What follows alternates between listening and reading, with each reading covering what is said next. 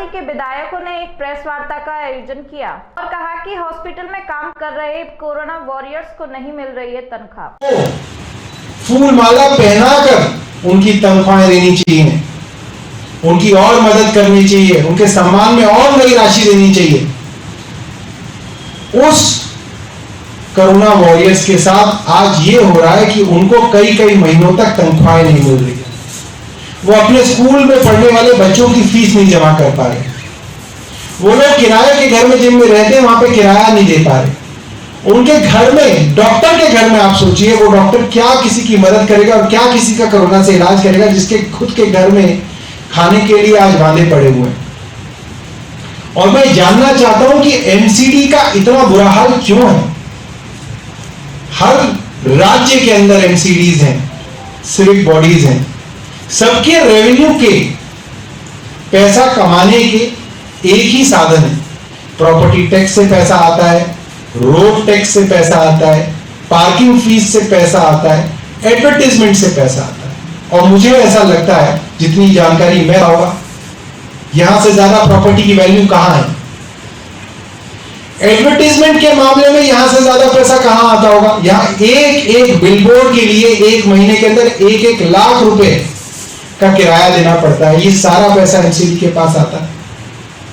Parking, मुझे लगता है कि देश में सबसे महंगी अगर पार्किंग है 20 रुपए घंटा, वो दिल्ली में, मुझे नहीं लगता कि इससे महंगी पार्किंग पूरे देश में कहीं तो होती होगी। कमाई के धंधे सारे के सारे इनके पास वैसे ही हैं जो बाकी नगर निगमों के पास है।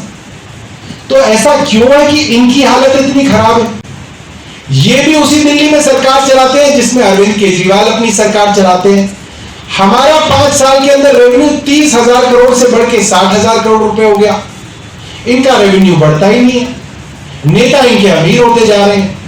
कोई काउंसलर, जब काउंसलर बनता है तो स्कूटी पे आता है, जब तक उसके 5 साल पूरे होते हैं तब तक उसके पास क्या कहते हैं, फोर्ड एंडेवर होती है।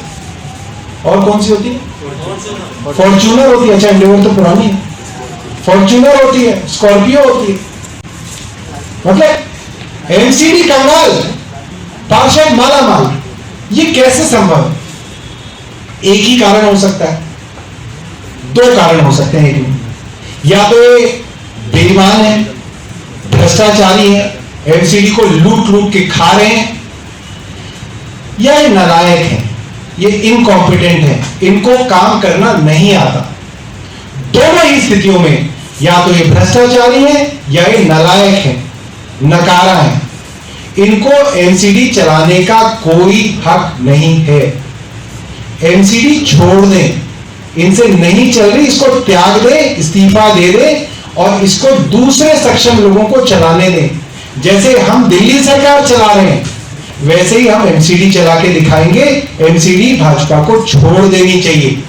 हम इतने ही पैसे में बिना टैक्स बढ़ाए एमसीडी को अच्छा ईमानदारी से चला के दिखाएंगे। धन्यवाद। के साथी सभी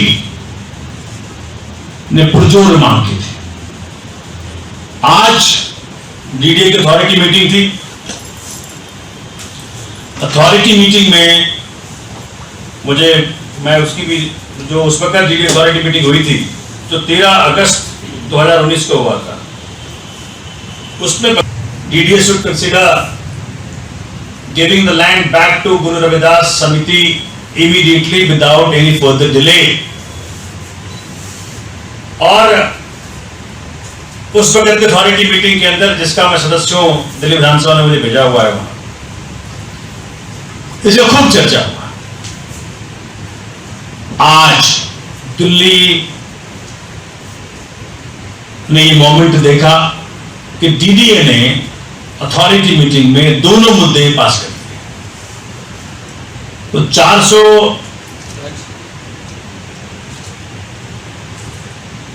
स्क्वायर मीटर का एरिया है। तो जहांपना सिटी फॉरेस्ट के अंदर 400 स्क्वायर मीटर एरिया आज उस समिति को सौंप दिया गया जहां की संत गुरु रविदास जी का भव्य मंदिर तैयार होकर के उभर रहा है। तो दिल्ली वासियों की, देशवासियों की संत गुरु रविदास जी की के अनुयायियों की और उनके आशीर्वाद से ये सुखद काम, सुखद समाचार, इतना बड़ा ऐतिहासिक काम अपने पूरे होने के कगार पे। आज दो एजेंडा आइटम था। एजेंडा आइटम नंबर 49, इसमें ये था कि propose change of land use of land measuring 400 square metre from recreational to public and semi public for religious purpose in Jahanpanah city forest, ये पास हो गया। और उसके बाद allotment of land measuring 400 square meters in favor of Samiti for construction of Sant Guru Ravidas Ji temple as per the orders।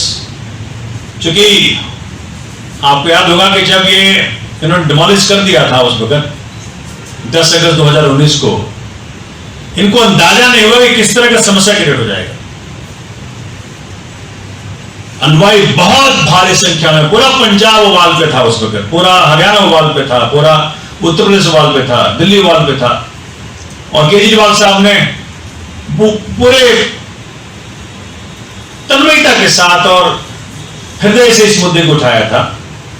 तो उसके बाद फिर हाई कोर्ट, सुप्रीम कोर्ट जाकर के वहां बोले कि नहीं, हम तो देने को तैयार हैं, और वो जमीन दे दी गई। इसमें लिखा है, मैं थोड़ा पढ़ दूं, इनको शब्दों का थोड़ा देखभाल करना चाहिए था। वैसे Sant Guru Ravidas ji temple at Jahanpanah city forest Galkabad existing on DDA land was demolished. उसमें कह रहे थे कि नहीं, डिमोलिश नहीं किया, डिमोलिश शब्द यूज करना चाह रहे थे वो लोग उस वक्त। Demolish by DDA following Supreme Court order. Supreme Court order जो था वो इनकी गलतियों से आया।